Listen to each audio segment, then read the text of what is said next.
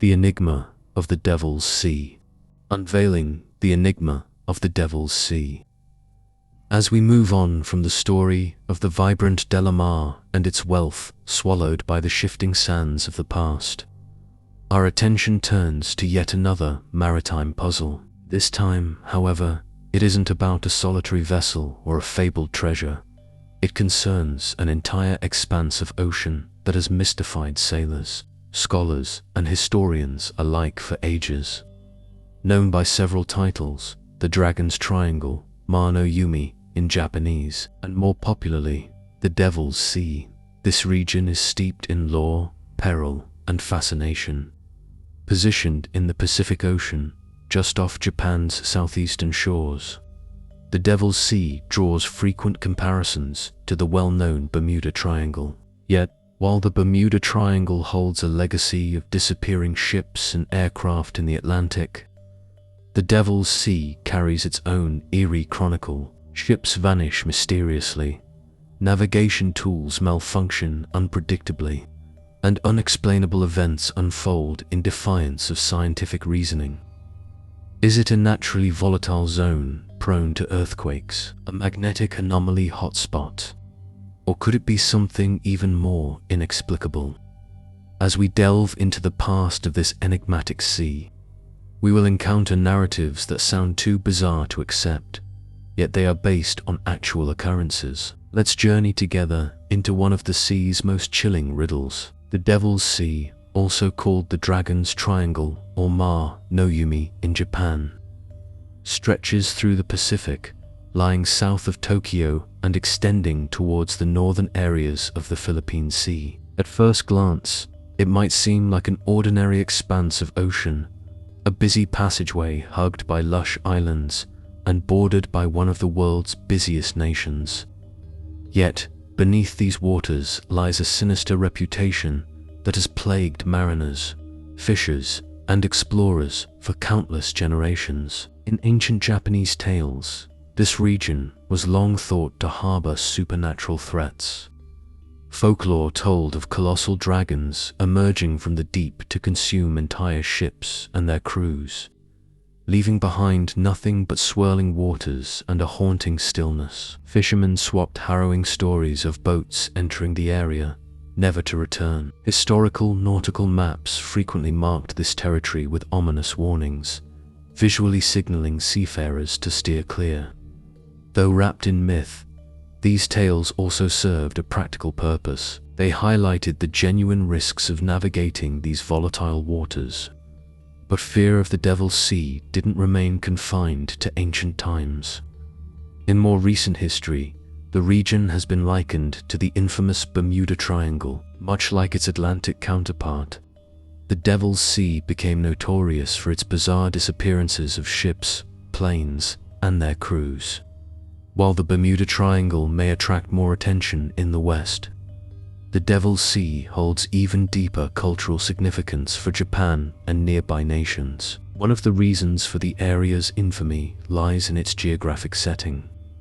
The Devil's Sea sits along the Pacific Ring of Fire, a tumultuous zone where tectonic plates collide, resulting in frequent earthquakes and volcanic outbreaks. The waters here are dangerously unpredictable, with sudden tempests, massive rogue waves, and powerful currents, making it hazardous for even the most modern of ships. What makes the Devil's Sea stand out, however, is its reputation for uncanny, almost paranormal phenomena. Reports tell of compasses behaving erratically, strange lights dancing over the ocean's surface, and unsettling silences where the usual noises of the sea seem to vanish. Such accounts have fed centuries of speculation and curiosity. By the mid-1900s, the Devil's Sea had captured worldwide attention.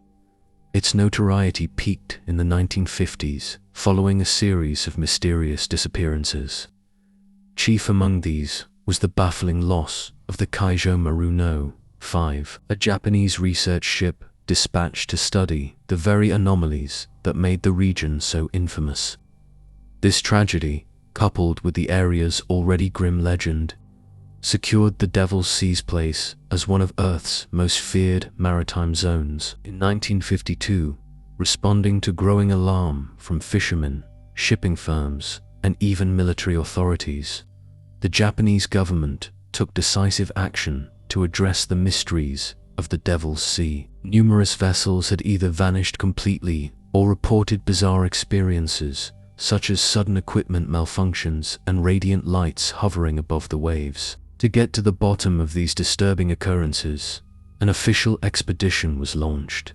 Plunging straight into the heart of the Devil's Sea, the Kaio Maru 5, a cutting-edge research ship, was selected for this mission, outfitted with advanced instruments to monitor seismic activity, magnetic anomalies, and underwater currents. It carried a crew of experienced sailors and dedicated scientists eager to unearth the truth. For Japan, this was more than just an academic pursuit. It was a critical effort to restore faith in an essential maritime passage. Initially, the expedition went smoothly. The crew of the Kaio Maru No. 5 regularly sent updates about their findings. However, as they pushed further into the dangerous region, the mission took a grim turn. On September 24, 1952, all communication with the Kaio Maru 5 ceased. Repeated radio calls were met with silence.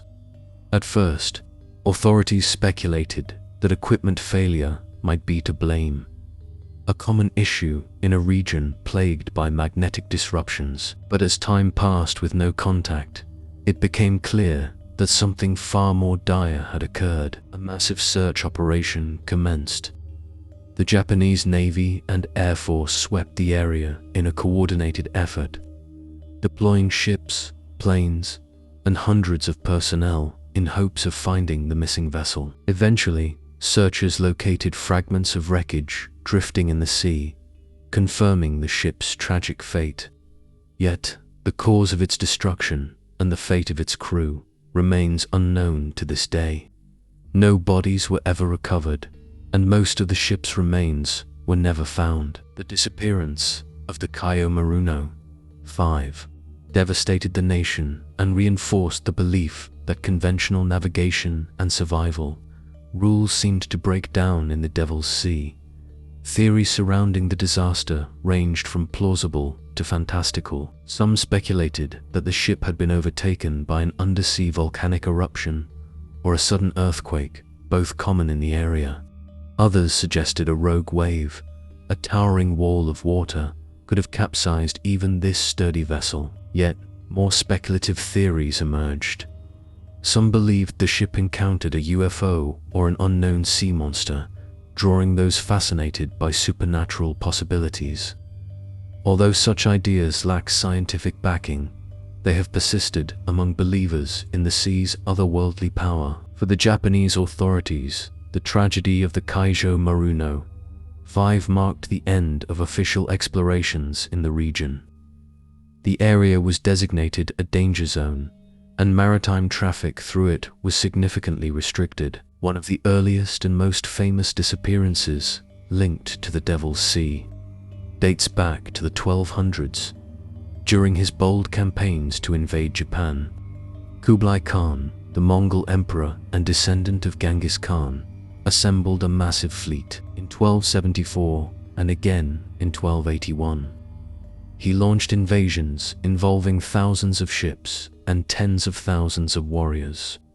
The second attempt was particularly vast, with around 4,000 ships making the journey toward Japan. However, both expeditions ended in disaster. Historical records describe how fierce typhoons struck Khan's fleets as they crossed the waters of what is now recognized as the Devil's Sea. The violent storms obliterated most of his armada, sinking countless ships and claiming the lives of thousands of soldiers. The Japanese dubbed these storms kamikaze, or divine winds, viewing them as celestial interventions safeguarding their homeland, while historians largely agree that natural typhoons led to the fleet's downfall. Some researchers propose that the Devil's Sea's volatile environment, its turbulent currents, Unpredictable storms and seismic activity played a part in the catastrophe. The destruction of Khan's mighty fleet remains one of maritime history's greatest disasters and is often cited as an early example of the Devil's Sea's deadly legacy. During Japan's post-war industrial boom in the mid-20th century, the Devil's Sea became an important fishing zone. However, as activity in the area grew, a disturbing trend emerged. Between 1949 and 1953, at least 9 Japanese fishing vessels disappeared without a trace. No debris, no survivors, only questions. These vanishings unsettled the public and eventually spurred the doomed Kaio Maru 5 expedition.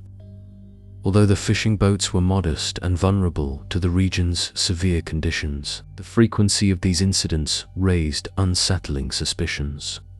Were they merely victims of nature's fury, or was a darker force at work? Fishermen who narrowly escaped the region recounted chilling experiences: abrupt weather shifts, luminous skies, and compasses behaving erratically. These stories added fuel to the Devil's Sea's growing mystique, reinforcing the belief that it was a place where the ordinary laws of nature did not apply. World War II turned the Pacific Ocean into a fierce battleground, and the Devil's Sea was no exception.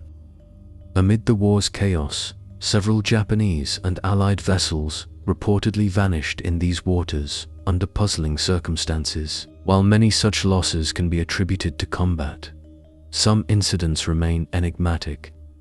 Japanese naval documents describe warships experiencing strange magnetic disturbances, causing their navigational tools to fail. One vessel reportedly became so disoriented it circled aimlessly for days, returning to its starting point. In another case, an Allied aircraft carrier detected an unidentified signal in the area, only for the signal source to vanish without explanation. Though hard to verify, these accounts deepen the legend of the Devil's Sea, suggesting that even wartime technology was powerless against the sea's unpredictable forces. Another perplexing case involves the Kaio Maru, a Japanese cargo ship that disappeared in the early 1900s. The vessel, believed to be carrying precious artifacts, vanished without sending any distress calls. No wreckage was found, and no survivors returned. Some theories point to piracy or smuggling, while others blame rogue waves or sudden storms.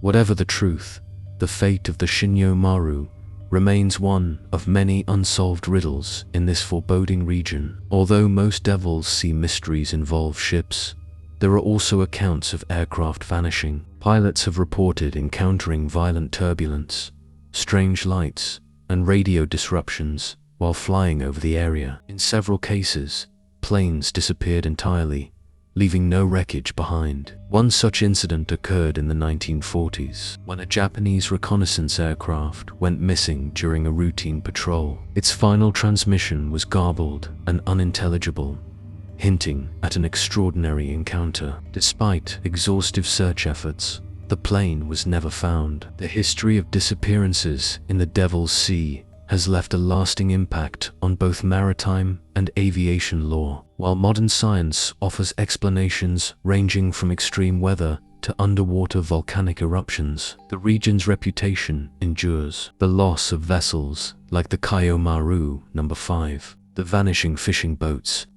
and the tales of unexplained phenomena continue to remind us of the ocean's vast, untamed power. Whether the Devil's Sea's mysteries are grounded in science, folklore, or something beyond human comprehension, it remains a place that captures our imagination and stirs a sense of awe and wonder. The sunken metropolis of Pavlopetri.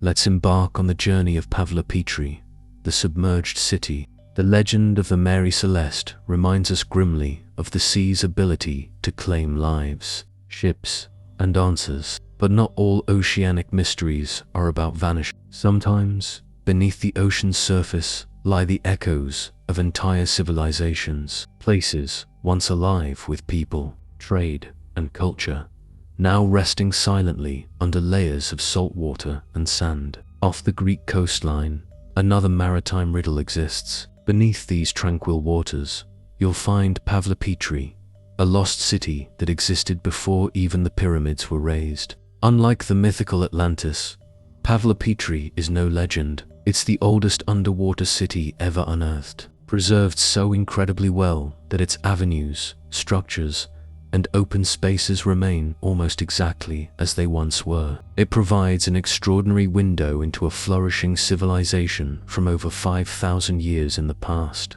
Let's submerge ourselves in this remarkable saga of history, enigma, and the formidable might of the sea. In the southernmost part of Greece, where rugged shores greet the endless blue of the Mediterranean, the Peloponnesian Peninsula has forever been drenched in history. Known for its tales of gods and heroes, grand battles, and enduring relics, this region is where myth and history become inseparable. Yet, not all its tales rest above the waves. Hidden beneath the waters of the Laconian Gulf, concealed for thousands of years, lies one of the greatest archaeological marvels ever uncovered, the ancient city of Pavlopetri. For generations, local fishermen and residents spoke in hushed tones about odd shapes they glimpsed beneath the water's surface, outlines of stone walls, silhouettes of forgotten buildings. But the sea keeps its secrets close, and few paid serious attention. In a land where ancient ruins are plentiful, it seemed unremarkable at first. Who could have predicted that these fleeting underwater glimpses traced the remains of a city older than not just classical Greece, but even the mighty pyramids of Egypt? The rediscovery of Pavlopetri came in 1967, when Nicholas Fleming, a British ocean scientist, was conducting seabed studies in the area. At that time, underwater archaeology was still in its early days. Divers worked with basic gear and had no advanced tools like sonar or 3D scanning. Fleming wasn't on the hunt for an ancient city. He was merely researching the ocean floor. But during one of his dives near the little beach of Pavlopetri, something extraordinary caught his attention. Just beneath the shallow waters, a few meters below the surface, were unmistakable man-made formations. Streets and buildings emerged from the depths, the skeletal frame of a long-forgotten settlement claimed by the sea. This was a monumental discovery, though its full importance wouldn't be understood until the next year, when a team from the University of Cambridge arrived to delve deeper. As excavation began, archaeologists quickly realized they were dealing with something far older and more momentous than they had anticipated. This wasn't merely scattered ruins, but a meticulously laid out city in astonishing condition. Even more surprising was its timeline. Initial analysis dated it to roughly 1000 BCE, placing it late in the Bronze Age. Yet, as studies progressed, it became clear Pavlopetri stretched back much further, to at least 3000 BCE, establishing it as the world's oldest known submerged city. What set Pavlopetri apart was not just its age, but its remarkable preservation. While many ancient sites have been eroded, pillaged, or dismantled by human hands, Pavlopetri was safeguarded beneath the sea. Its streets, buildings, and burial sites remained almost untouched, providing an unparalleled glimpse into a lost world. Diving into Pavlopetri is like stepping through a portal to another era. Just 10 to 12 feet underwater, the city reveals itself with breathtaking clarity. Its layout appears frozen in time, as though its residents had just stepped away. For researchers and divers, it's a surreal experience, walking streets that haven't felt human footsteps in over 5 millennia. The city's design is a marvel of ancient urban planning. Straight, narrow lanes intersect neatly at right angles, forming a grid layout familiar to modern city planners. At its core, a spacious central square dominates the layout, possibly once a marketplace or communal gathering spot. Around it, clusters of buildings range from small, modest dwellings or workshops to larger, more elaborate constructions that hint at administrative or public purposes. At least 15 structures have been identified, with many more likely still buried beneath sand and sediment. These buildings weren't haphazard. They were skillfully crafted with a keen understanding of both structure and design. Thick stone walls, some several feet in width, define each space. Inside, remnants of hearths, storage areas, and even drainage systems reveal a society well-versed in sanitation and resource management. Most intriguing are Pavlopetri's burial sites, scattered throughout the city. These graves contain pottery, tools, and various artifacts that open a window into the daily lives of its former inhabitants, their diets, their trades, and their artistry. The pottery is especially valuable, adorned with detailed designs and motifs that reflect not only their culture and beliefs, but also their connections to distant civilizations. Some patterns hint at trade with far-off lands, suggesting Pavlopetri was part of a vast Bronze Age trade web. But Pavlopetri was more than just homes and markets. It was a nautical powerhouse. The unearthing of hefty stone anchors and ramps for boat launching points to a community deeply bonded with the sea, nestled in a protected bay with access to open waters. Pavlopetri would have been an ideal port. Archaeologists theorized that it was a crucial hub for exchanging goods, ideas, and culture, bridging regions across the Aegean, the Near East, and beyond. As exploration of the site continues, researchers uncover ever more evidence of its maritime significance. Artifacts suggest that its residents were skilled shipbuilders and sailors, capable of braving the Mediterranean's unpredictable waves. Access to vital resources, such as timber for ships and fertile lands for farming, would have supported its prosperity as a center of commerce and industry. Yet, for all its brilliance, Pavlopetri was ultimately at the mercy of nature. Its favorable location for trade also made it vulnerable to the very force that sustained it. The sea, rising water levels, and the seismic instability of the region gradually swallowed the city, submerging it beneath the waves. Strolling through Pavlopetri's ruins today, it's easy to picture the bustling life that once animated these streets.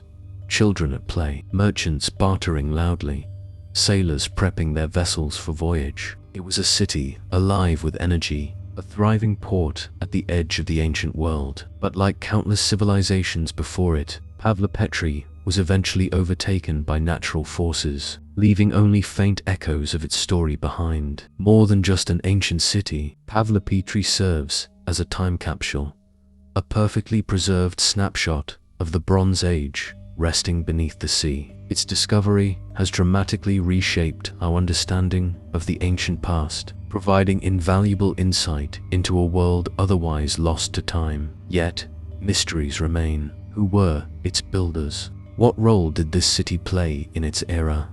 And what secrets still lie hidden under its sands and waters? Pavlopetri has granted scholars an unmatched glimpse into the Bronze Age. Its streets, structures, and relics paint a vivid portrait of a complex, interconnected society.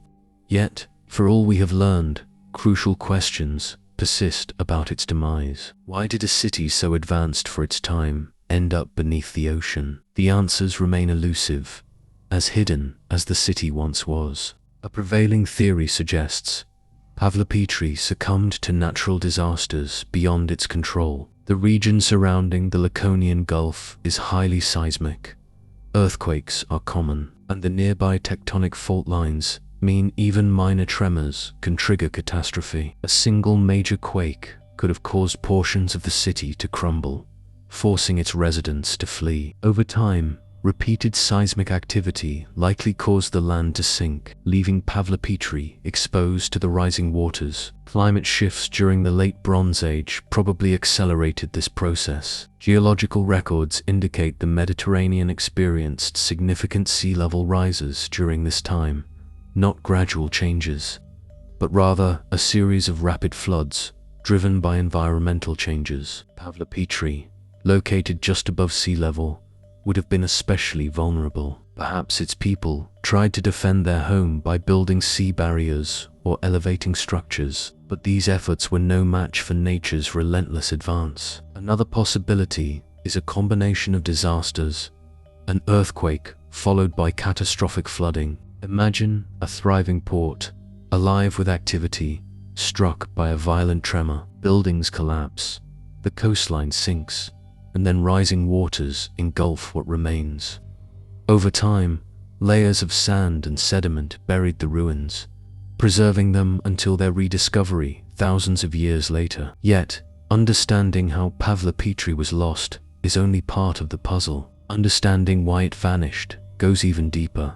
What role did Pavlopetri serve in the ancient world? Some scholars propose that it was connected to the Minoan civilization, one of the earliest and most advanced cultures of the Bronze Age, famed for its palaces, vivid artwork, and expansive trade networks. If Pavlopetri was a Minoan outpost, its downfall might mirror the collapse of that civilization around 1000 BCE, when volcanic eruptions, earthquakes, and foreign invasions devastated their society. Others suggest that Pavlopetri was a smaller, independent settlement, part of a wider network of coastal cities. If so, its decline could have stemmed from more mundane causes: dwindling resources, economic hardship, or shifts in trade routes.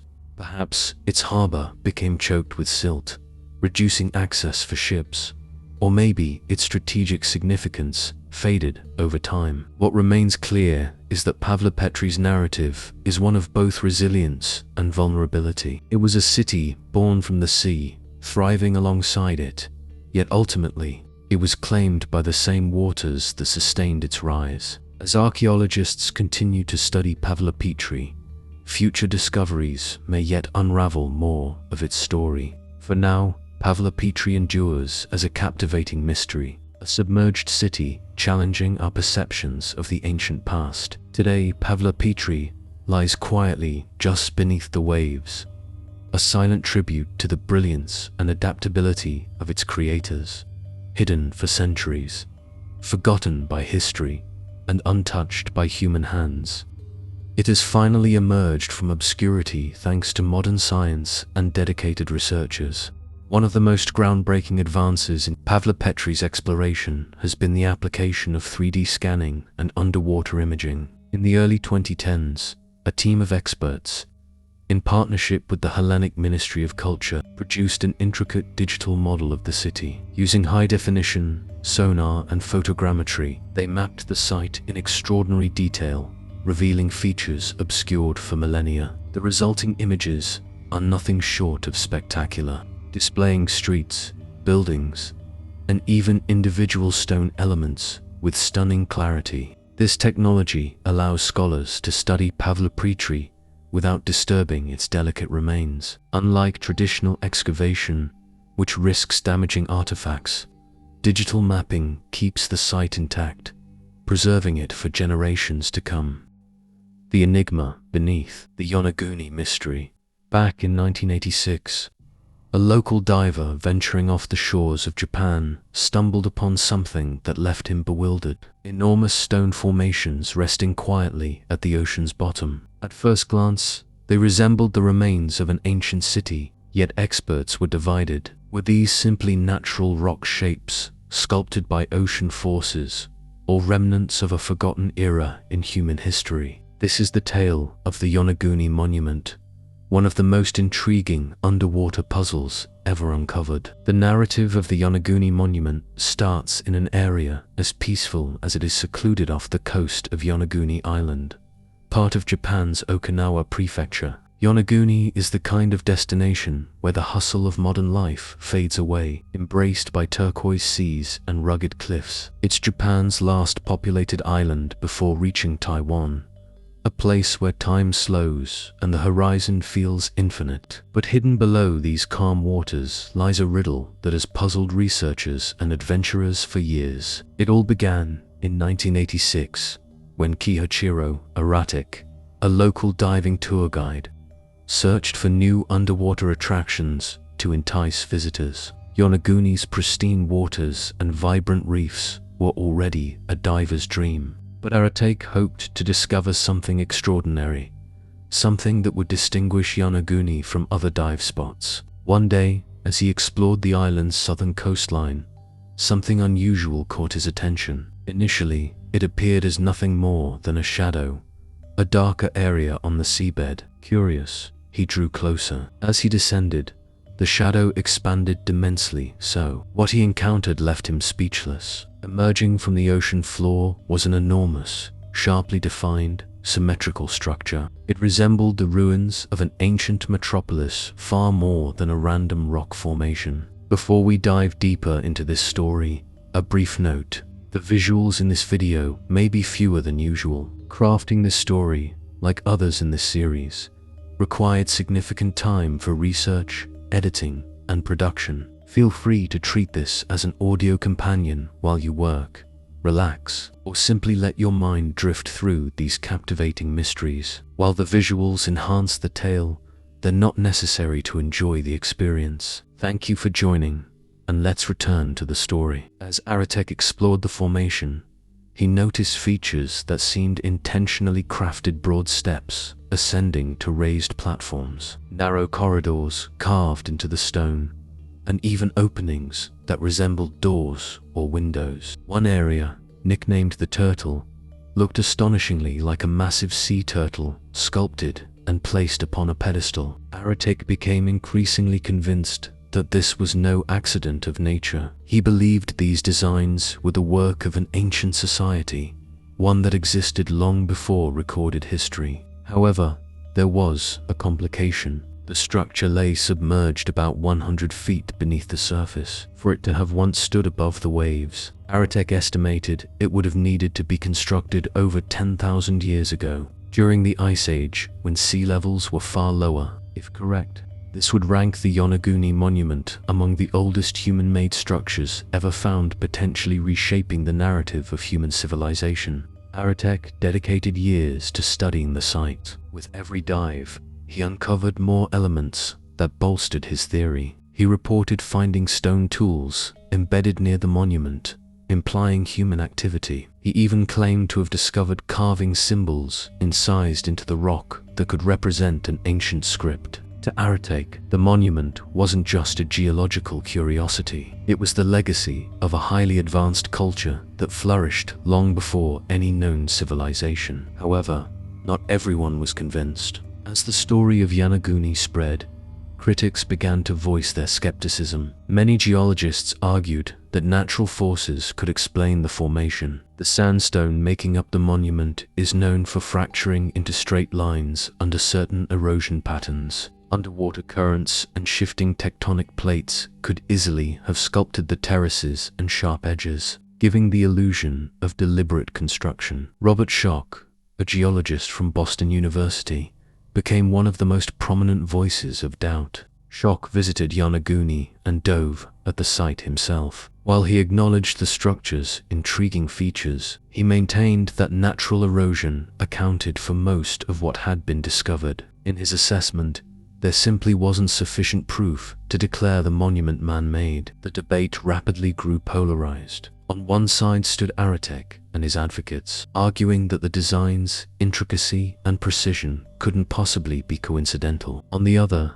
skeptics insisted that without undeniable artifacts like tools or pottery, the structure couldn't be confidently linked to human craftsmanship. Both camps presented persuasive points, deepening the enigma of Yonaguni. For divers worldwide, Yonaguni quickly became a must-see marvel, a place where history and nature seemed to intertwine. Swimming through its submerged corridors, surrounded by darting fish and the haunting stillness of the deep, divers couldn't help but feel awestruck. Whether an ancient city lost to time or a natural masterpiece, the Yonaguni monument continues to mesmerize all who encounter it. The site became a flashpoint among expert scientists, historians, and explorers alike. Aratek and others like him believed fervently that this was evidence of a lost civilization, a relic from an age so distant it defied our current historical frameworks. Conversely, most geologists viewed it as a stunning yet entirely natural rock formation, shaped by millennia of oceanic and geological activity. Aratek's hypothesis was daring. He proposed that the monument wasn't an isolated structure, but part of a much grander complex. He suggested it featured roads, smaller constructions, and ceremonial spaces, such as an altar carved from stone. According to Aratek, the Yonaguni monument could date back over 10,000 years, possibly predating the pyramids of Egypt or even Stonehenge. If accurate, it would imply that an advanced civilization once thrived in this region, at a time when humans were generally believed to be primitive hunter-gatherers. Supporting his claims, Arataic pointed to what he believed were stone tools and carved markings near the monument symbols engraved in the rock, potentially of cultural significance. He even argued that formations like the turtle were not natural coincidences but intentional sculptures symbolizing animals or important figures to the builders. But the critics were relentless. Robert Schoch, steadfast in his skepticism, maintained that the rock's materials sent stones prone to breaking in straight lines, especially under tectonic stress and powerful currents. Over centuries, these forces could naturally produce flat terraces, sharp angles, and features resembling steps, all without human involvement. Schoch was not alone. Many geologists noted that nature has created similar marvels worldwide. The Giant's Causeway in Ireland, for instance, consists of near-perfect hexagonal basalt columns formed by ancient lava flows. Likewise, the Bimini Road in the Bahamas, once believed to be an ancient road, has since been explained as a natural limestone formation shaped by erosion. One of the largest points of contention was the lack of indisputable artifacts. To classify a site as man-made, clear evidence like tools, pottery, or cultural remains is essential. Although Arataic claimed to have found stone tools, critics argued these could have drifted into the area over time, not necessarily proving human involvement. Yet, the debate extended beyond Yonaguni itself. Pitt touched on how we interpret our human past. Arataic and his supporters saw an opportunity to challenge conventional timelines, to consider that advanced societies might have existed far earlier than mainstream history suggests. Skeptics, however, cautioned against hasty conclusions without irrefutable proof. To them, Yonaguni was an awe-inspiring natural wonder, but nothing more. If the monument is indeed man-made, it raises a profound question.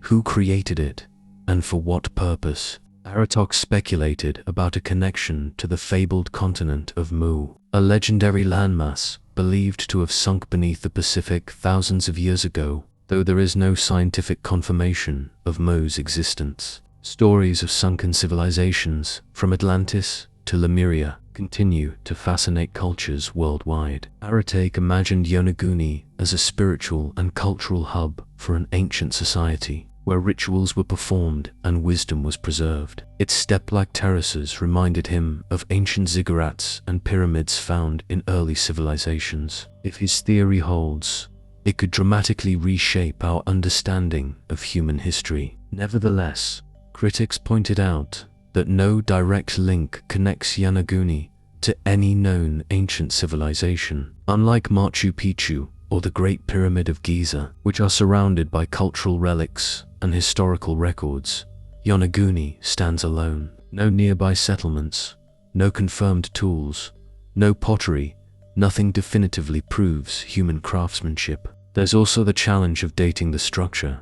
Arataic's estimate of over 10,000 years is based on sea level changes, but without carbon-dated artifacts, such estimations remain speculative. Skeptics argue that geological timelines alone are unreliable for dating human activity. Despite the controversy, the Yonaguni monument continues to ignite curiosity worldwide. Beyond geology or archaeology, it sparks the imagination. The notion of a lost civilization, one that built monumental structures before vanishing beneath the waves, resonates deeply. Even if the monument is purely natural, it remains a stunning testament to the planet's creative power. Its linear features, terraces, and sharp contours feel almost as if they were chiseled by a sculptor's hand. Standing beneath the waves, surrounded by these colossal stone shapes, it's easy to understand why divers and researchers remain spellbound by its mystery. Ultimately, the Yonaguni monument persists as an unsolved puzzle. Is it a relic from a forgotten civilization, a monument to human ingenuity, or a breathtaking geological phenomenon? For now, the truth remains hidden beneath the sea, waiting to be revealed. This enduring mystery leaves us with more questions than answers. Was it crafted by ancient hands, or is it nature's incredible artistry? Either way, the story reminds us how much of our world remains unseen, how many secrets still slumber beneath the waves. What's your take, man? Made or natural? Share your thoughts in the comments below.